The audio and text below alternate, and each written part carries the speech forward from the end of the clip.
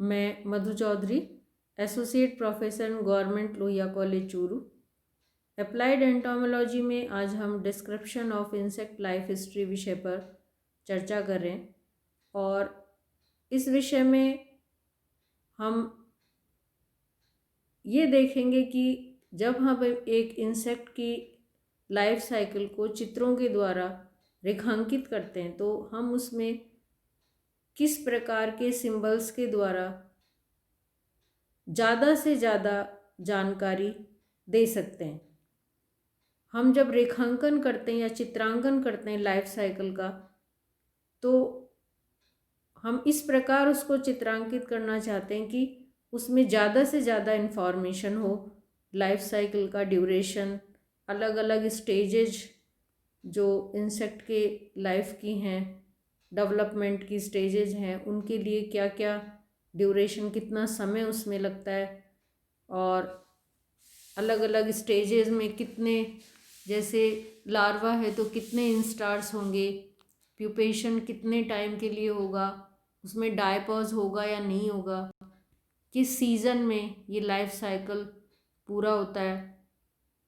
ये सारी ज़्यादा से ज़्यादा इन्फॉर्मेशन हम उसमें सिंबल्स के द्वारा किस प्रकार दे सकते हैं और किस प्रकार हम इन सिंबल्स को समझ सकते हैं, क्योंकि बहुत सारे बुक्स ऐसे होते हैं जिनमें लाइफ साइकिल को इसी प्रकार दर्शाया जाता है। तो आज हम इसी विषय पर चर्चा करेंगे कि लाइफ साइकिल जो इंसेक्ट्स के हैं उनमें हम किन किन सिंबल्स को किस प्रकार यूज़ करते हैं। The heading Life History will need some elaboration. The description of any insect life history requires data on egg numbers.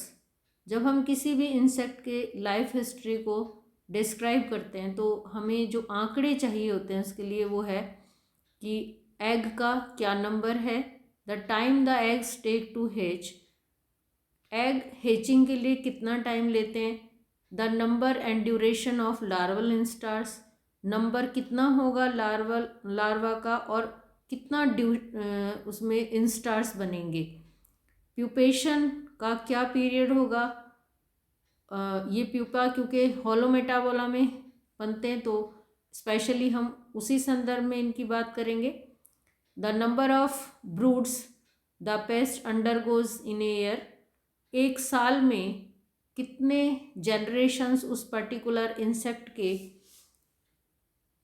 Life cycle में इन्वॉल्व होते हैं, ये हम देखेंगे।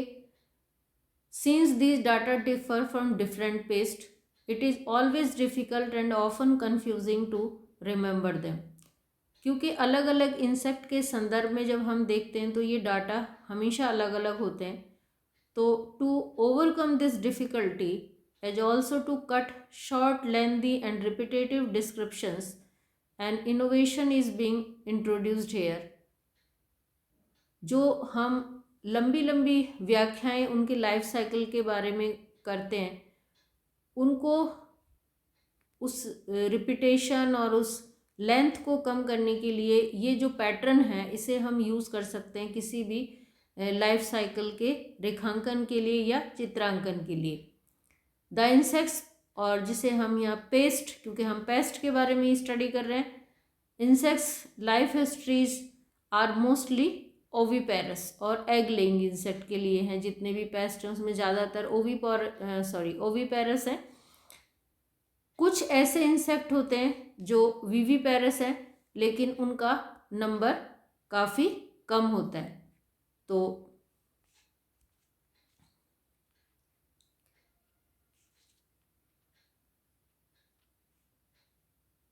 अगर हम ए मेटाबोलस इंसेक्ट्स को अलग कर दें, if we eliminate the subclass ametabola, तो ज़्यादा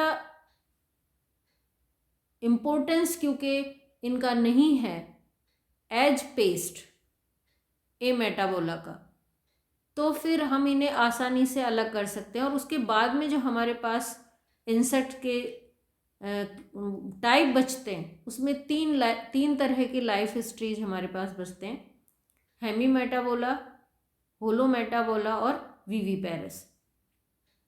इन तीनों प्रकार के जो लाइफ हिस्ट्रीज हैं इंसेक्ट्स की,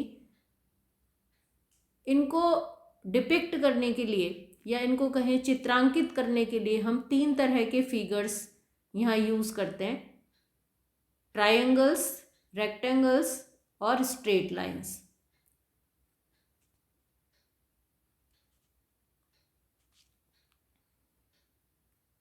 ये ट्रायंगल्स हैं जो हेमीमेटाबोला के लिए हैं और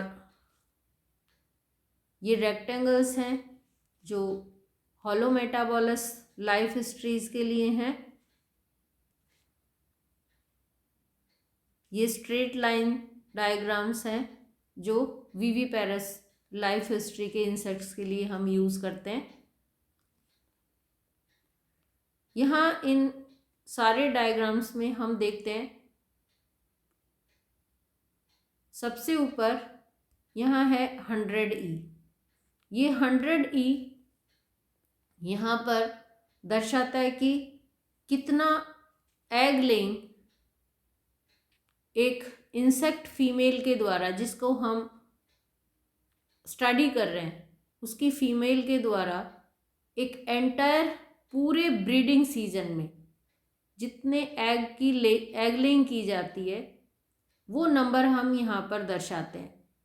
तो 100 एग्स एक एंटायर ब्रीडिंग सीजन में फीमेल के द्वारा एग लेइंग की गई। यहाँ जो दूसरा नंबर हम देख रहे हैं वो है यहाँ N5 और होलोमेटाबोलस में ये है L5, क्योंकि यहाँ लार्वल स्टेज होती है। और जो हेमीमेटाबोलस है वहाँ पर ये निम्फल स्टेज होती है। तो N5 का मतलब यहाँ पर है 5 निम्फल स्टेजेज या 5 निम्फल फॉर्म्स, और जो L5 है यहाँ वो ये दर्शाता है कि यहाँ पर लार्वा के 5 इंस्टार्स होते हैं। अब जो P है वो दर्शाता है प्यूपा को, जैसा हम यहाँ देख रहे हैं ये P है और यहाँ P के आगे OW लिखा है, मतलब ओवर विंटर। जो प्यूपा है यहाँ इसका ड्यूरेशन, इसका जो टाइम है वो बहुत लंबा होता है, पूरे सर्दियों में ये रहता है, मतलब ये डायफॉज की कंडीशन है। एक पर्टिकुलर स्टेज जब बहुत लंबा होता है किसी भी इंसेक्ट में तो हम ये देखते हैं जनरली वो डायपॉज के कारण होता है। तो यहाँ प्यूपा ओवर विंटर है जो डायपॉज के कारण उसका लंबा ड्यूरेशन है। इसके अलावा इन डायग्राम्स में हम यहाँ पर देख रहे हैं, जैसे यहाँ लिखा है साइड्स में, ये हम देख रहे हैं 3 to 4, 20 to 25, 8 to 10, और इसी प्रकार जो हेमीमेटाबोलस ट्रायंगुलर लाइफ साइकिल का जो फिगर है उसमें हम यहाँ पर देख रहे हैं 2 to 3, 10 to 15। तो ये जो नंबर है ये हमें यहाँ बताते हैं कि कितने दिन इसको एग से निम्फ बनने में लगे। तो 2 से 3 दिन, फिर निम्फ से एडल्ट के डेवलपमेंट में यहाँ 10 से 15 डेज लगे। तो ये हमें बताता है कि कितने दिन में ये इसका जो डेवलपमेंट का जो पीरियड है इस पर्टिकुलर स्टेज के लिए वो है। अगर ये जो डेज यहाँ पर हैं अगर ये मंथ होते हैं तो हम यहाँ पर इसके साथ में M सिंबॉलिक यूज़ करते हैं, यानी 2 to 3 मंथ अगर M यहाँ होता। इसके अलावा अगर वीक है तो हम यहाँ W यूज़ करते हैं, यानी 2 to 3 वीक्स। अगर आवर्स होते हैं तो हम यहाँ पर H यूज़ करते हैं, यानी 2 to 3 आवर्स। तो इस तरह से हम जो ड्यूरेशन है उसको सिंबल्स की मदद से डिस्क्राइब कर सकते हैं अपने जो फिगर्स हैं, जो चित्र हैं उनमें। इसके अलावा हम यहाँ पर देख रहे हैं ये 4A हेमीमेटाबोला में भी हम देख रहे हैं इसको, और हम सेम चीज़ यहाँ पर होलोमेटाबोला में भी देख रहे हैं। ये 4A का मतलब ये है कि एक पर्टिकुलर जो इंसेक्ट है उसके जनरेशंस एक साल में 4 or several broods of adults that the species produces per year। तो इतने संतति उसके हर साल होते हैं, ये हमें इस सिंबल से पता चलता है। 4A या जो भी होगा 5A जितना भी होगा हम उसको नंबर को चेंज करेंगे जितने जनरेशन्स या ब्रूड्स उसके होंगे। A variable non constant number of generations of adult will be indicated as variable VARA।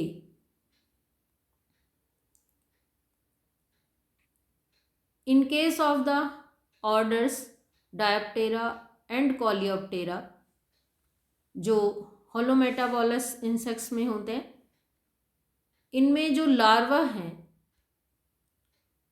उन लार्वा को जो L हम सिंबॉलिकली लिखते हैं लार्वा के लिए L, स्पेशली डायोप्टेरा के लिए जिसमें हाउस फ्लाइज आते हैं वहाँ हम लार्वा को मैगट्स बोलते हैं, इसलिए हम उसका सिंबल M यूज़ कर सकते हैं।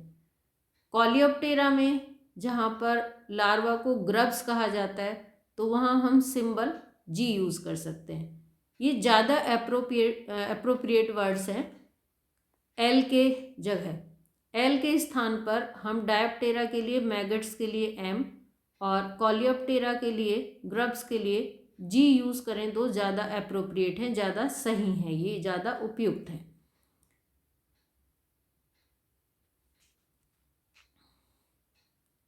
इसके अलावा हम ये देख ही चुके हैं, the figures on side of the above diagrams indicate duration in days unless otherwise indicate in weeks by W, months by M or hours by H।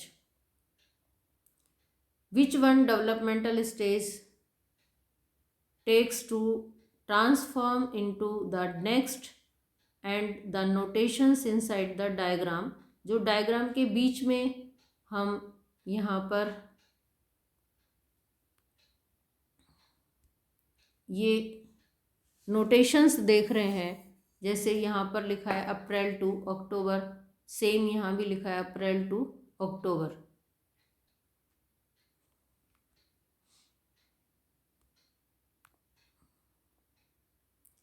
तो इससे पता चलता है कि जो भी पेस्ट है उसका एक्टिव ब्रीडिंग ड्यूरेशन या मंथ क्या है। जैसे यहाँ पर हम देख रहे हैं अप्रैल से अक्टूबर, तो इसका एक्टिव ब्रीडिंग ड्यूरेशन जो है वो अप्रैल से अक्टूबर के बीच है। Then a pest that breeds throughout the year will be depicted by the letter toy। जो हम विविपेरस लाइफ हिस्ट्री में देख रहे हैं कि एक जो पेस्ट है जो पूरी साल भर ब्रीडिंग करते हैं उनके लिए हम सिंबल यूज़ करते हैं TOY।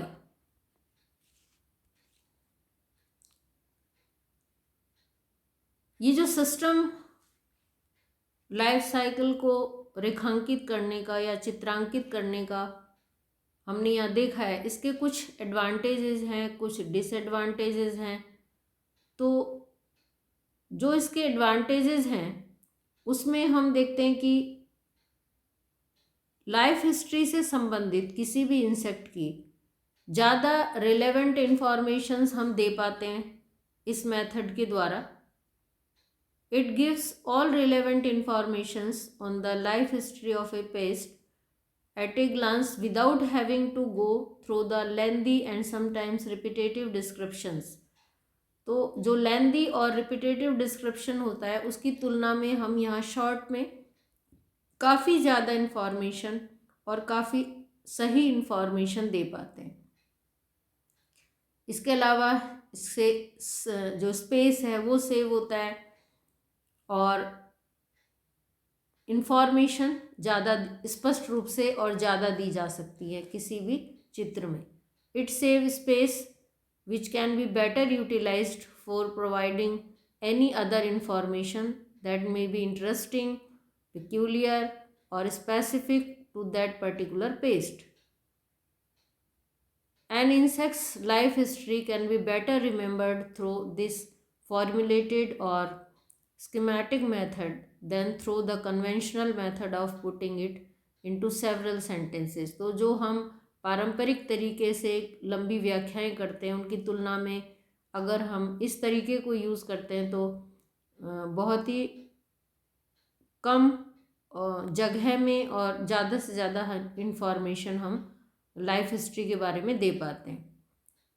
Here certain facts are very useful, applicable to most insect pests, such as the life histories are shorter during the summer months and longer during the winter months. तो winter months में जो life cycle का duration है वो ज़्यादा होता है comparatively summer में. इनका जो डेवलपमेंट है वो तेज़ी से होता है.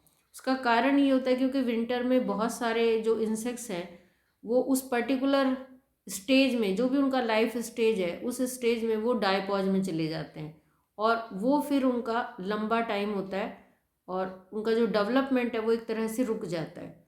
तो ये हमें इन चित्रों में आराम से इजीली समझने को मिलता है. इसके अलावा all borers belonging to the order Lepidoptera, Lepidoptera में जो बहुत सारे बोरर्स हैं इनके जो फर्स्ट इंस्टार लार्वा हैं वो जो फॉलिएज है, जो प्लांट है उसकी एपिडर्मिस या जो सरफेस है उसके ऊपर फीडिंग करते हैं. उसके बाद ये बोर करते हैं रूट्स को और स्टेम को और जो इंटरनल मटेरियल उसका है, जो टिश्यू है, इंटरनल टिश्यू डेड हर्ट, उसको ये डिस्ट्रॉय करते हैं. ये जो कंटिन्यूस फीडिंग करते हैं इंटरनल टिश्यू पर उसके कारण जो प्लांट्स है उनके टिश्यूज़ में गैलरीज फॉर्म हो जाती हैं, टनल्स फॉर्म हो जाती हैं और ये जो टनल्स और गैलरीज होती हैं ये इंसेक्ट्स के फिकल मटेरियल से भर जाती हैं. इसको हम बोलते हैं फ्रास, जो कचरा है उसका. अल्टीमेटली मोल्टिंग होती है और फिर ये प्यूपेशन में कन्वर्ट हो जाते हैं.